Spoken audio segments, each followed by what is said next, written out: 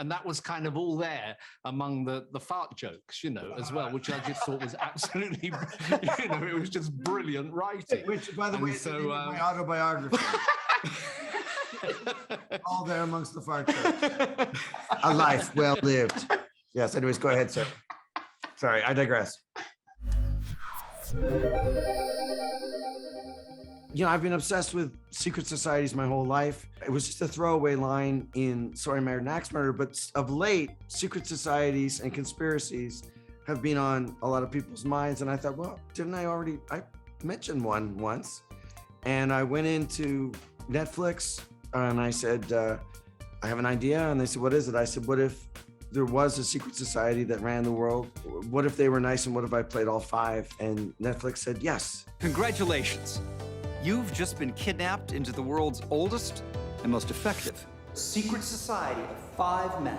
Lord Lordington, our highest ranking member, former Australian media mogul Bruce Baldwin, ex-member of Putin's oligarchy, Mishu Ivanov, Alice Cooper's former manager, Shep Gordon, and you.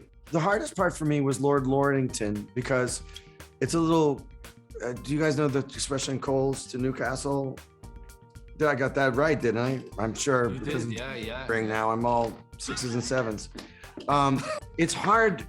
The received pronunciation, the very, very posh English accent will not naturally go into my Canadian mouth.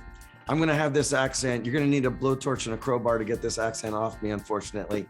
So to be in England with actual English people doing an English accent is very, very intimidating.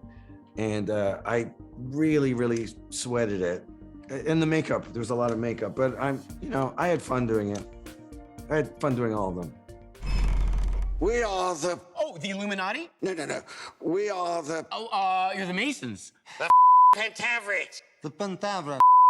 Guy, he's a total schmuck. The Penta what the There's so many memories that are just moments that are too numerous to mention. It just the collective experience of working with one of my heroes who inspired me to go into comedy full time. That right there is good enough. But B, to have such a wonderful experience from day one till the day we wrapped, and all 5 of us here just had just moments in between, just scenes of just having a laugh, having a great time, all being on the same page to do something special for and with Mike. The whole experience to me is one of my favorite things I've ever done, for real.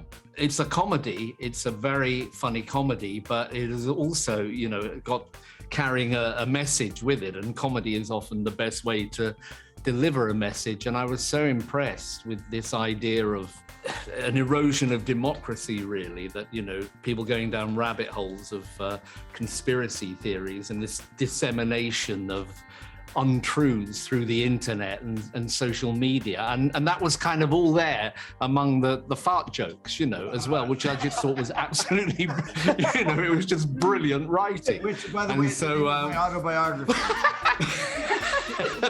All there amongst the fart jokes. A life well lived. Yes. Anyways, go ahead, sir.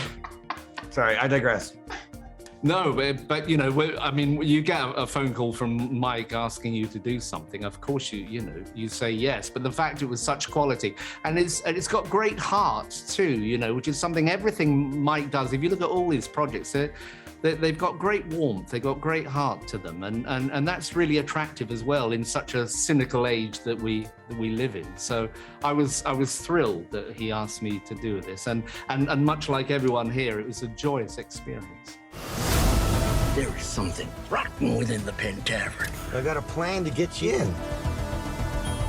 What do you have to lose? If you break a story like the Pentaverate, you can do something good for this world. She's great. She's full of love and kindness, and she's very sweet. It would be very, very narcissistic of me to say I'm very, very similar to that, but I'll take that. Yeah. She's great. She's perfect, and so am I. You have this sort of vision that's green screen. It's a bigger world, and just going on the set, seeing how well it was dressed, and the camera work, and the way that Mike, thought endlessly in pre-production about what exactly they were going to do and how to lay it out, and the dancing, the choreography of how the whole thing moved.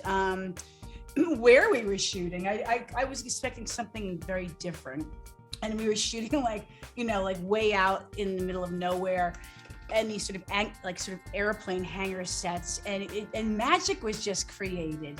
The sets themselves are like a flashback to 1969 or 72. The way that they're built, the colors, it looks vintage, modern, and there's a futuristic element. And we shot in all these wonderful locations as well for a few things that were just gorgeous. We shot in like a Masonic hall, and then Lord Lordington came to life. And watching Mike and the other actors, every day was kind of a surprise because it's just another universe, and watching Mike transform daily into his character and stay in character and speak to you in character.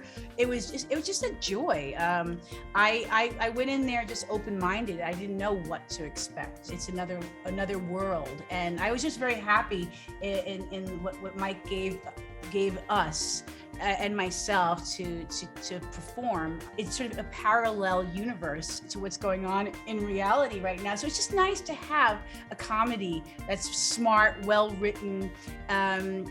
It's current in a sense, and we all need we need to laugh right now. And there is that kindness. There is the energy between the characters and what's going on in the story. So I think it's just a really great thing to have in this moment to watch.